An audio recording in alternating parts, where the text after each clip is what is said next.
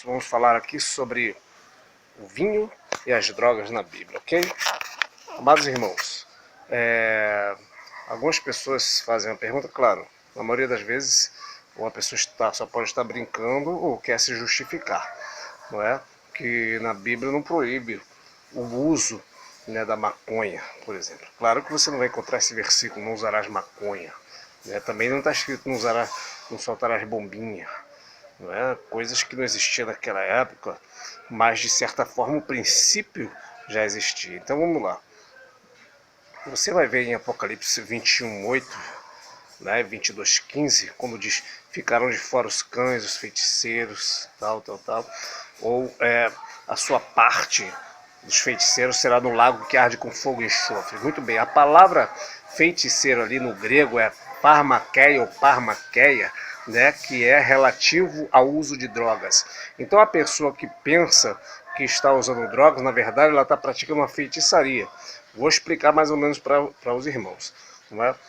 No tempo antigo, os feiticeiros, aqueles que faziam magia negra, eles usavam algum tipo de alucinógeno, algum chá, para que entrando em sintonia com o que eles chamavam de espíritos, né, o divino que eles achavam que era, mais ou menos o que acontece nessa religião aí do Santo Daime, que eles tomam um chá, ficam chapadão lá de droga, chá de cogumelo, e acham que estão entrando em contato com Deus, né, mas na verdade estão drogados, chapados de droga. Então, os feiticeiros nessa época antiga, eles usavam um tipo de bebida, algum tipo de chá, algum tipo de planta, algum tipo de erva, e para achar que estava tendo aquele transe, né, recebendo aqueles espíritos e fazer seus trabalhos, né, de magia. Então, na verdade, aí começa essa palavra da feitiçaria relativo também ao uso de drogas, porque os feiticeiros usavam tipos de drogas da época, né, para poder entrar nesse transe.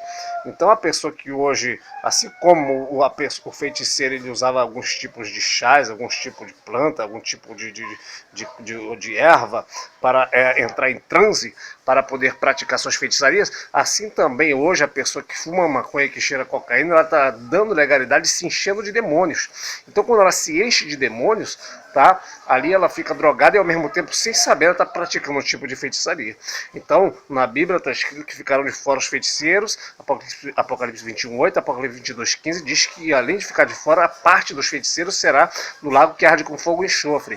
Então, quem é que pratica feitiçaria? Não só o bruxo, não só o macumbeiro, tá? Não só o feiticeiro, mas também quem usa droga é também um tipo de feitiçaria. Tudo que tira a pessoa do estado normal é um tipo de feitiçaria, porque ela está sendo possuída por demônios, ela está chamando demônios para si. Então ela chama os demônios para possuir quando ela usa droga. Quando ela fuma maconha, quando ela cheira cocaína, ela está chamando demônios para dentro dela, ok? Então isso é feitiçaria, ainda que a pessoa não saiba, tá? Ainda que ela nunca tenha botado o pé num lugar de bruxaria, de macumbaria, mas ela está sendo uma feiticeira, um feiticeiro, porque está usando droga, loló, maconha, cocaína, todo tipo de droga. E a bebida também é a mesma coisa. Só que a bebida, além disso, nós podemos levar para a questão de que uma desculpa, né, daquele que quer beber, ele fala, mas Jesus transformou algo em vinho. Vamos lá. Primeiro, a Bíblia vai dizer em São João capítulo 2 que quando Jesus transforma água em vinho, aqueles que ali bebiam, eles dizem, tu guardaste até agora o bom vinho. Eu gosto da expressão bom vinho. O bom vinho, na verdade, é um vinho que a pessoa bebia e não embriagava. Como, na verdade, em Atos capítulo 2 vai falar sobre o mosto. Quando eles veem as pessoas cheias do Espírito Santo com algum movimento lá ou falando em línguas, eles diziam, esses homens estão cheios de mosto, sendo 9 horas da manhã. Então, tanto a palavra para vinho que embriaga, quanto para o vinho que não embriaga, chamado também de vinho bom, é no grego oinos. É a mesma palavra, só que para interpretar nós temos que usar o bom senso. Ora, se as pessoas olhavam algum movimento diferente, de repente as pessoas estavam marchando, né, falando em línguas, balbuciando palavras diferentes, e olharam aqui e disseram, esses homens estão bêbados. Significa dizer que existia um vinho que embebedava, o mosto. E o vinho bom, a pessoa bebia e não se embriagava. Deixava apenas a pessoa feliz, porque era saboroso e gostoso. E outra coisa, quando Jesus ele vai fazer, Mateus 27, ele vai fazer a primeira Santa Ceia, a última Páscoa, ele faz nos dias dos ázimos. O que é o dia dos ázimos? Os dias que não podia comer pão com fermento, nem beber vinho, nem nada, nenhuma bebida fermentada. Então o que causava embriaguez era a fermentação natural da bebida.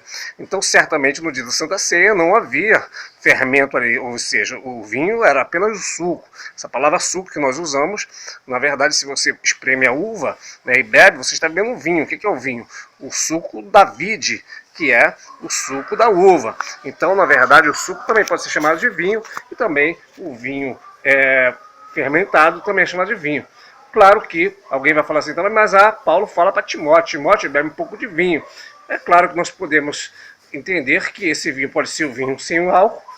Na verdade, nem com álcool não existia o fermentado, né? E pode também ser o não fermentado. Se for o não fermentado, tudo bem. E se for o fermentado, era apenas um pouco por causa da enfermidade.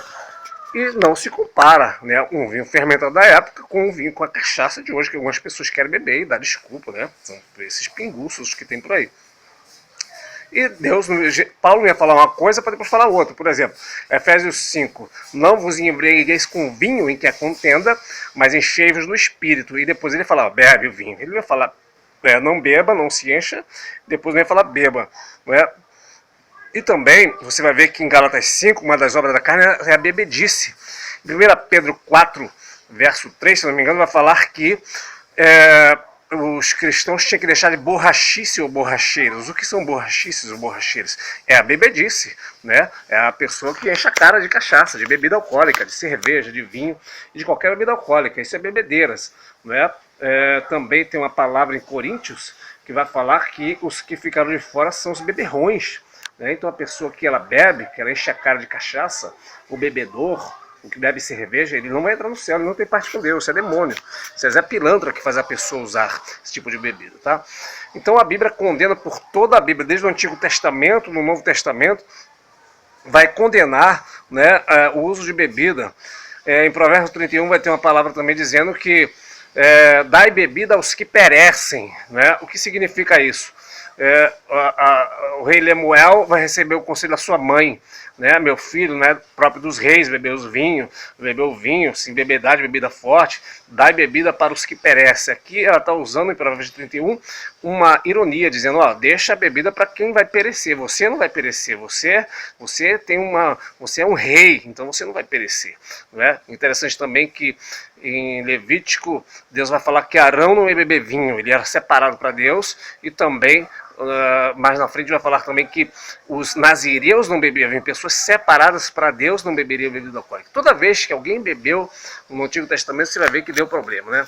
Em Sansão, ele desobedeceu a Deus, deu problema. Você vai ver Noé bebendo, dando problema, né? Por levar a amaldiçoar o seu próprio filho, ficando nu, fazendo vergonha, né? A vergonha, a pessoa faz vergonha. Quem bebe faz vergonha, faz vergonha. E você vai ver também Ló, quando recebe a bebida ali das suas filhas e comete um incesto, vai dar à luz, né, as suas filhas, ele fez isso 2 vezes. Ele fez com as filhas, mas ele fez porque quis também. Ele quis beber, começou a beber, deu errado. E vai ser pai dos Amonitas, né, que é um povo inimigo, né, e dos Moabitas, povos inimigos do povo de Deus. Então veja bem, irmãos, que a bebida, Deus vai condenar toda ela, né, tanto no Antigo como no Novo Testamento. Então tá aí.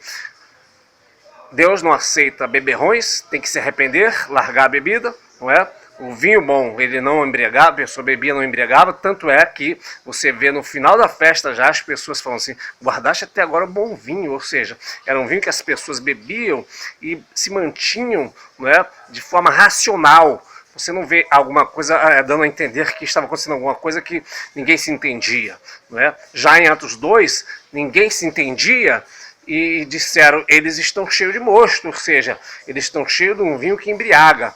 Então, certamente, quando Jesus transforma água em vinho, é um vinho que não embriaga, um vinho saboroso e gostoso. E esse vinho existia, que era o suco da uva delicioso. Então, o que tem a ver a bebida? A bebida tem mais um monte de versículo, tá, irmãos? Esse vídeo aqui não encerra esse assunto, porque tem muitos versículos, tanto no Antigo Testamento como no Novo, né, condenando o uso de bebida alcoólica. né? Então existe aquela pessoa que vai falar, né, vai usar as partes que Paulo fala para Timóteo, né, que o diácono não seja dado a muito vinho, né? É claro, irmãos, que tudo que é demais faz mal. Até café, né, se você beber demais faz mal. Até água pode matar uma pessoa. Então, a bebida da época era o vinho, o suco da uva. Então Paulo ia falar uma coisa para mais na frente desfalar. E Paulo também não tem mais autoridade que Jesus. Se Jesus ele faz o bom vinho, Paulo também não vai falar, né, não vos embriagueis com vinho, em que a contenda, mas enchei-vos do Espírito, para depois falar assim, pode beber vinho. Então há uma incoerência. Então nós temos que, já que a palavra grega é a mesma, oinos, é a mesma para o vinho que embriaga como para o vinho que não embriaga, então nós temos que usar o que para interpretar a palavra? O bom senso, o bom entendimento. Então Paulo ia falar uma coisa ali e depois de falar outra aqui na frente. Então certamente aquelas pessoas que querem usar a Bíblia para desculpa, para beberem, são pessoas que têm que se arrepender do seu pecado e se converter e largar todo tipo de, na verdade, todo tipo de vício, né, irmãos? Tem pessoas que jogam na raspadinha, querem ficar rico, né? Deus não precisa do dinheiro sujo, ele é dono da prata, se ele quiser me dar, ele dá, ele enriquece e ele empobrece, aleluia. Fuma um cigarrinho, né, irmãos? Fuma maconha, isso tudo é demoníaco, isso tudo é feitiçaria, não tem parte com Deus, é preciso se arrepender, senão você irá para o inferno. Então crê em Cristo, Jesus é misericordioso, ele liberta o homem da cocaína, da maconha, ele me libertou também, eu bebia, eu fumava, eu cheirava, e Jesus me libertou de tudo isso. Então Deus te abençoe, Jesus pode te libertar hoje, basta você crer, porque nesse caminho o que te espera é a perdição eterna. Então se arrependa e largue todo tipo de bebida que isso não tem parte com Deus, não adianta se querer se respaldar na palavra de Deus, que tudo isso Deus condena na palavra. Paz do Senhor Jesus.